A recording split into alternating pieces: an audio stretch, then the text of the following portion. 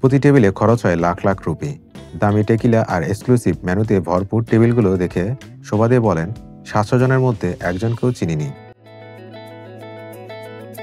সবাই তরুণ, অথচ কেউই পরিচিত মুখ নয়। এই বাস্টিয়ান ব্র্যান্ডের সঙ্গে যুক্ত আছেন বলিউড অভিনেত্রী শিল্পা শেঠি।